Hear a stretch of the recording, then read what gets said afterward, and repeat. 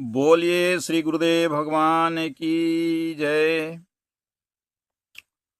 ओम गुरु ब्रह्मा गुरु विष्णु गुरुदेव महेश्वर गुरु साक्षात् परब्रह्म तस्मै श्री गुरुवे नमः।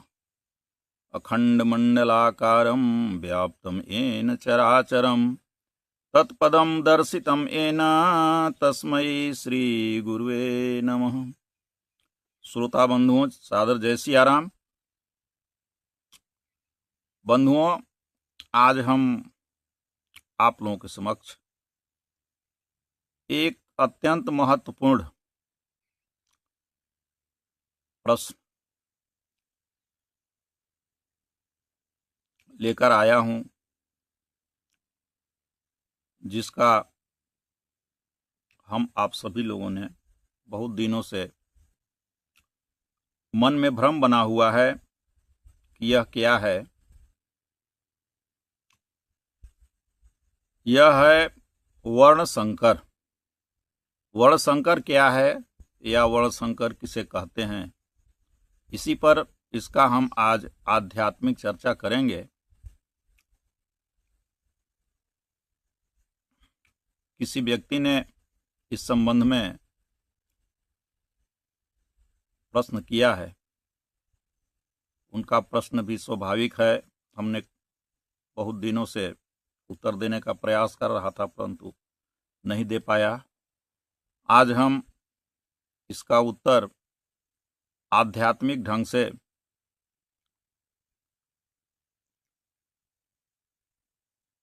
उत्तर देने के लिए प्रयास कर रहा हूं। शायद आप लोगों को अच्छा लगे। यह जो प्रश्न है बंधुओं, बड़ा ही जटिल है कि वर्ण संकर है क्या। आइए हम एक प्रसंग के माध्यम से इसका उत्तर देने का प्रयास कर रहा हूं। भगवान श्री कृष्ण ने अर्जुन के प्रत्येक शंका का समाधान कर दिया। गीता में शस्त्र संचालन की तैयारी के समय अर्जुन ने श्री कृष्ण ने कहा, भगवान मेरे रथ को दोनों सेनाओं के बीच ले चलिए, जिससे मैं इन युद्ध की इच्छा वालों को भली भांति देख लूं कि मुझसे किन किन से युद्ध करना है। श्री कृष्ण ने रथ को दोनों सेनाओं के बीच खड़ा किया तो अर्जुन ने उस 18 अक्षौणी जन समूह में अपने परिवार को खड़ा पाया। वहां अर्जुन के अपने पिता के भाइयों को, पितामहों को, आचार्यों को, मामा को, भाइयों को, पुत्रों को, प्रपत्रों को, मित्र और ससुर इत्यादि को के रिश्तेदारों को सामने पाया। 18 अक्षौणी महाभारत की गणना के अनुसार लगभग 40 लाख के समकक्ष होता है। इतने जनसमूह में अर्जुन को केवल अपना सुहृदय संबंधी, रिश्तेदार और परिवार ही दिखाई पड़े। अर्जुन ने देखते ही कांपने लगा, रोमांच हो आया। बोला, भगवान मैं अपने ही परिवार को मार कर क्या सुख पाऊंगा। कुल धर्म सनातन है, ऐसा युद्ध करने से सनातन धर्म लुप्त हो जाएगा। कुल धर्म शाश्वत है, युद्ध करने से शाश्वत धर्म नष्ट हो जाएगा। पुरुषों की संहार से कुल की स्त्रियां दूषित हो जाएगी, पिंड परंपरा समाप्त हो जाएगी। कुल की स्त्रियों के दूषित होने से वर्ण संकर पैदा होंगे और वह वर्ण संकर कुल और कुलघातियों को नरक में ले जाने वाले होते हैं।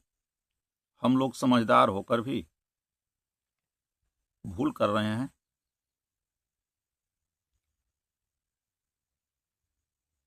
उसने श्री कृष्ण पर भी आरोप लगाया कि आप भी भूल कर रहे हैं। अर्जुन ने कहा, जिनके लिए हमें भोग इच्छित है, ये सभी तो जीवन की आशा त्याग कर मौत के मुहाने पर खड़े हैं। फिर मैं अकेला यह साम्राज्य लेकर क्या करूंगा?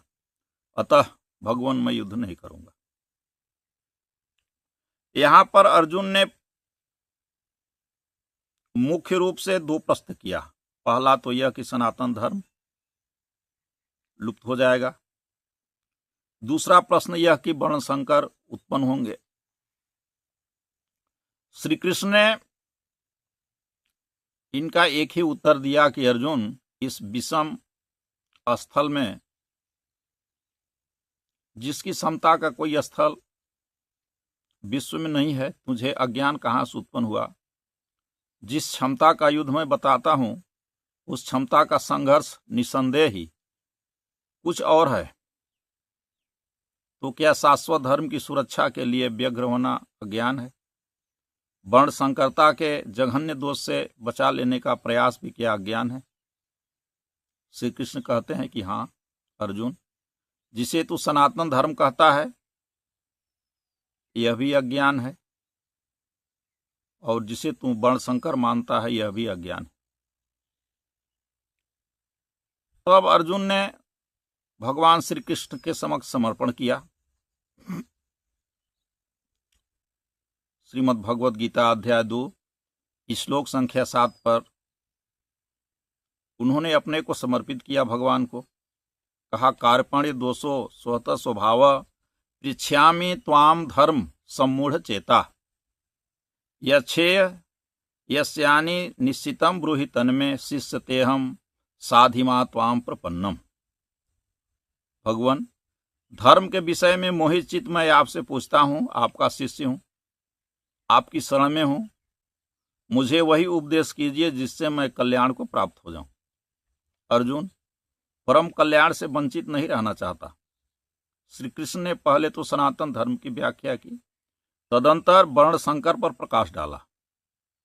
अब आइए वर्ण संकर पर विचार किया जाए कि क्या है। तीसरे अध्याय में श्री कृष्ण कहते हैं कि अर्जुन, इस कर्म को किए बिना न तो कोई उस परम नश्ट कर्म स्थिति को प्राप्त कर सकता है और न भविष्य में कोई प्राप्त कर सकेगा। कर्म ही इस मानव जीवन की सफलता है, किंतु जो पुरुष आत्मा में रत है, आत्मा में ही तृप्त है तथा आत्मा में ही संतुष्ट है, उसके लिए कर्म करने से न कोई लाभ और न छोड़ देने से कोई हानि। सिद्ध है कि कर्म उस आत्मा तक पहुंचाता है जिसके पश्चात फिर कर्म को आवश्यकता नहीं रह जाती। पहले भी इस कर्म को किए बिना न तो कोई पाया और न भविष्य में कोई पाएगा। कर्म भी उसकी प्राप्ति का एकमात्र माध्यम है। यही मानव तन की सार्थकता है। अर्जुन, तुझे भी तीनों लोक में कहते हैं, मुझे भी तीनों लोकों में कोई कर्तव्य शेष नहीं है तथा प्राप्त होने योग्य किंचित वस्तु भी पर्याप्त नहीं है। फिर भी मैं कर्म में बरतता हूं। यदि मैं सावधान होकर कर्म में न बरतूं तो सब लोग भ्रष्ट हो जाए और वर्ण संकर का कर्ता कहा जाऊं। गीता की दृष्टि से कर्म का तात्पर्य है आराधना, जिससे आराध्य प्रसन्न होते हैं, जिससे आत्मा का साक्षात्कार होता है, जो संसार बंधन से सदा सदा के लिए मुक्ति दिलाता है।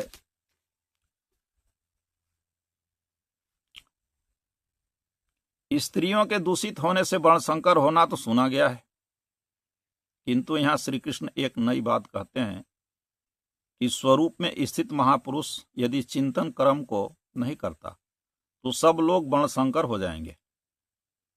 वस्तुतः यह जीवात्मा का शुद्ध वर्ण है, परमात्मा।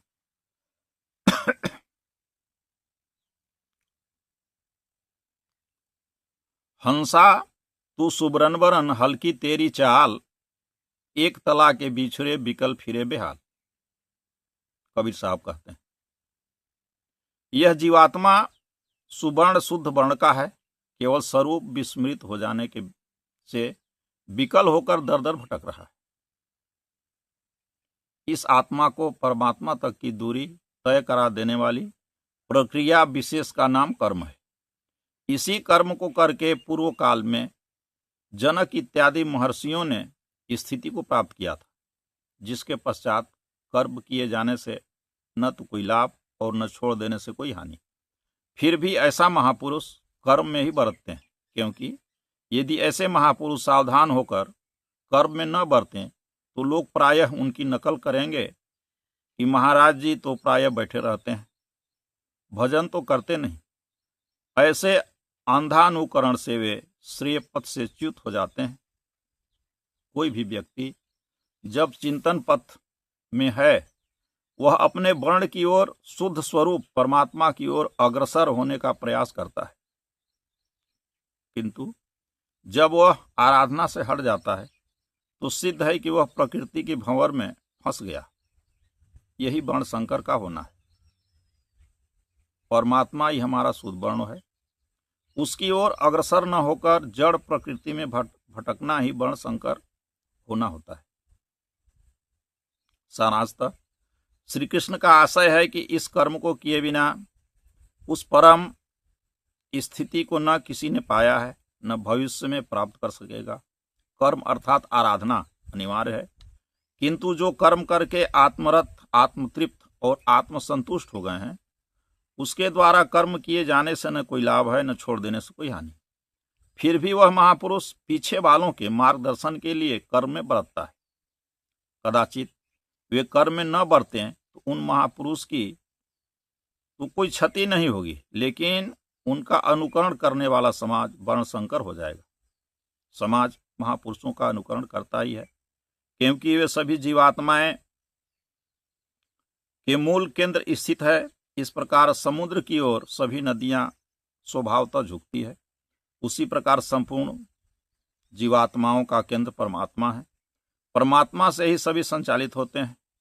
सभी कक्षा में महापुरुष ही स्थित होता है, इसलिए सभी जीवात्माएं महापुरुषों का अनुकरण करती रहती है। केवल कोरे उपदेश से साधन क्रम पकड़ में आता भी नहीं। महापुरुष क्रियात्मक ढंग से उन उपदेशों को अपने आचरण में ढालकर लोक शिक्षा का आदर्श प्रस्तुत करते हैं। किंतु यदि महापुरुष क्रिया में नहीं बरतता तो कतिपय साधक साधना स्थगित करके महापुरुष की नकल करके अपना पूर्णत्व जताने लगते हैं। इससे वे पूर्ण नहीं हो जाते, बल्कि स्वरूप से भटककर वर्णसंकर हो जाते हैं। तीसरे अध्याय में श्री कृष्ण ने कहा कि ज्ञानी को चाहिए कि कर्म में लगे हुए अज्ञानियों को चलायमान न करे, बल्कि स्वयं कर्मों का भली प्रकार आचरण करता हुआ उनसे भी करावे। यदि महापुरुष ऐसा नहीं करता तो वह वर्णसंकर का कर्ता होगा, क्योंकि साधक उसका अनुकरण करके साधना से विरत हो जाएंगे, आत्मिक पद से च्युत हो जाएंगे, दूसरे शब्दों में वर्णसंकर हो जाएंगे। ठीक इसी प्रकार योगेश्वर श्री कृष्ण ने उन मनीषियों से तुलना करते हुए कहा कि यदि वे महापुरुष सावधान होकर क्रिया में न बरते अथवा मैं न बरतूं तो वर्णसंकर का करता हूं। जहां तक हमारे समाज में स्त्रियों को दूषित होने से उत्पन्न वर्णसंकर का प्रश्न है, महापुरुषों की दृष्टि में वह कोई दोष नहीं है, किंतु सामाजिक व्यवस्था संगठन के लिए रक्त की शुद्धता अपरिहार्य है। वह जीवन की मर्यादा है, कल्याण पथ अन्वेषण की पहली सीढ़ी है। दाम्पत्य जीवन के लिए समाज में नितांत आवश्यक है। उसमें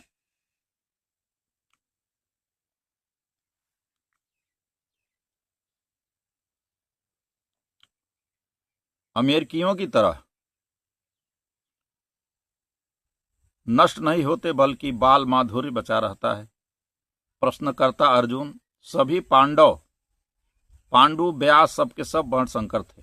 इतना ही नहीं, अधिकांश महापुरुष लौकिक दृष्टि से वर्णसंकर ही थे। उनकी तो मुक्ति नहीं होनी चाहिए थी। नरके नियतम वासः का विधान होना चाहिए, किंतु वर्णसंकरता उनके रास्ते में व्यवधान नहीं डाल सकी। महापुरुषों के इतिवृत्ति से प्रमाणित है कि माता पिता की त्रुटियों का कर्तव्य परायण पथिक पर कोई बुरा प्रभाव नहीं पड़ता। यहाँ तक कि महर्षि श्री नारद जी दासी पुत्र थे।